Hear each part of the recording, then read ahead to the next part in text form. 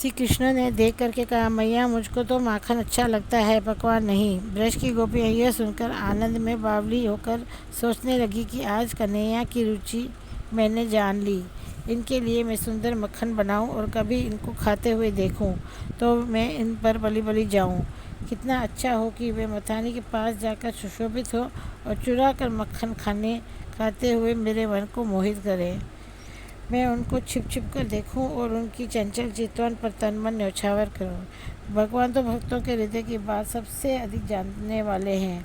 श्री कृष्ण गोपी के मन की जान कर गए और मनियों के खंभे के पास रखी हुई मथानी के पास बैठे और दोनों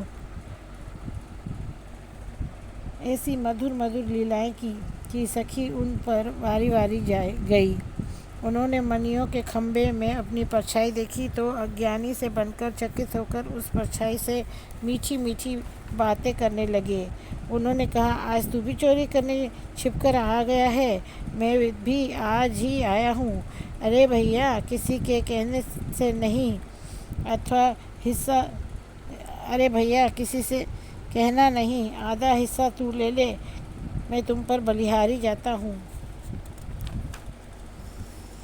हम तुम दोनों हिल मिलकर मक्खन खाएं और मधुर मधुर रस पावें। ऐसा कहकर उन्होंने उसको मक्खन खिलाया, किंतु जब मक्खन गिर गया तो बोले, क्या भैया, तू गुस्सा हो गया? अच्छा भैया, तू सब ले ले, मैं तुम्हारी चतुराई जान गया। यह बातें सुनकर गोपी आनंद में डूब गई और प्रसन्न मन खिलखिलाती हुई डोलने लगी। आहट पाकर श्री कृष्ण मक्खन छोड़कर दौड़े और इस प्रकार की लीला से गोपी को आनंदित किया।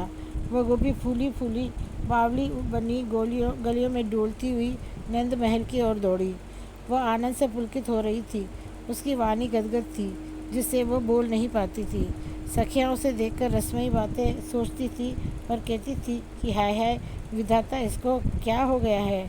गोपियाँ आ आकर उसको पकड़कर उसको फुसलाकर पूछती थी कि अरे सखी, तुझको क्या हो गया है और कैसे हो गया? अरे तू मुझको क्यों नहीं बताती? हम तुम दोनों तो एक रूप ही हैं, फिर भी तू छिपा रही है। तब उसने कहा, अरे सखी, क्या बताऊँ, मुझसे तो कहा ही नहीं जाता।